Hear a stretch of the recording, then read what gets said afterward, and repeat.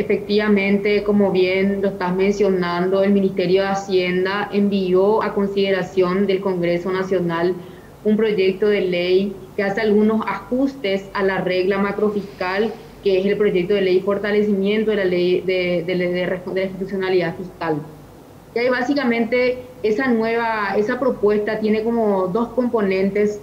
podríamos decirlo de esa manera. Primero, decir de que nuestra prioridad es avanzar con un plan de convergencia fiscal. Consideremos de que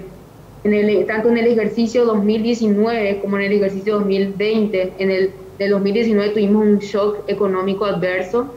por efecto también de las condiciones climáticas, que tuvimos que recurrir a la cláusula de escape. Un poco para explicar a la teleaudiencia, eso implica que tuvimos que superar el tope de una de las reglas macrofiscales, que es el tope del déficit fiscal, un poco la regla que lo veníamos cumpliendo siempre hasta el 2018, es ese déficit del hasta el 1.5%. Pero por efecto de las condiciones económicas, el Ministerio de Hacienda tuvo que recurrir a esa cláusula de escape e implementar políticas contracíclicas. Eso implica, en otras palabras, que tuvimos que aumentar el gasto y por otro lado también, por supuesto, tuvo su impacto por el lado de la recaudación tributaria. Entonces, en ese contexto también un poco en el 2020, en el ejercicio pasado, de vuelta tuvimos que recurrir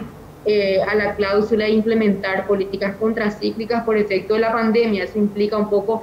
para poner en contexto aquellos programas sociales, la aceleración de la inversión pública, todas las medidas que implementó el gobierno tuvieron un impacto, o implementó en este caso el Ministerio de Hacienda, tuvo un impacto en las reglas y en las condiciones fiscales. Entonces, de acá en adelante, lo que plantea el Ministerio de Hacienda es avanzar con un proceso de convergencia, es decir, de manera gradual volver al tope de la regla fiscal, de la regla macrofiscal que se encuentra establecido. Entonces, en ese contexto nosotros enviamos un proyecto solicitando a consideración del Congreso, en donde hay un apartado transitorio que incorpora este proceso de convergencia, y también se establecen o se envía la propuesta de cómo se va a hacer esa convergencia. Hay un componente de gasto, de contención de gastos muy importante, es decir, esto en palabras sencillas implica no aumentar salarios, gastos salariales, tratar de contener un poco desde ese punto de vista, y desde el lado de la inversión pública también, que los niveles de inversión vayan volviendo a sus niveles históricos. Tuvimos un año récord realmente de inversión pública, que estuvo más o menos en torno al 3.6% del PIB, y la idea es que este año también sea un nivel más o menos parecido, pero desde el 2022 en adelante ya vaya bajando, o en otras palabras vaya bajando el ritmo de crecimiento.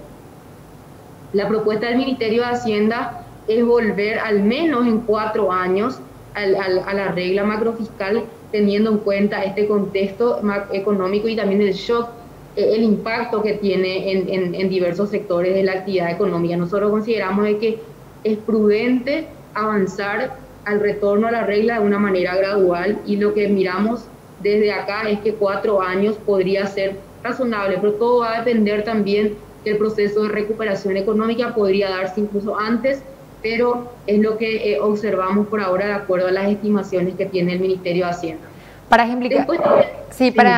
ejemplificar bien a la audiencia, viceministra, la ley de responsabilidad fiscal entonces nos hablaba de tener un déficit de 1,5% del PIB.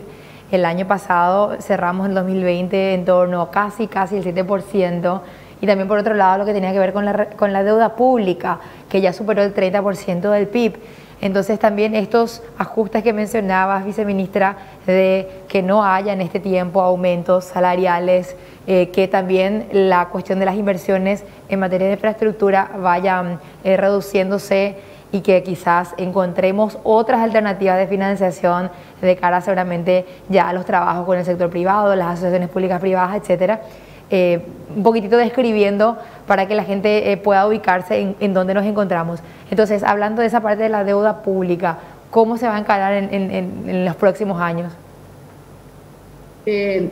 Efectivamente, Gladys, en lo que respecta a la deuda pública, primero decirte que dentro del plan de convergencia, te explicaba hace rato las medidas de contención del gasto,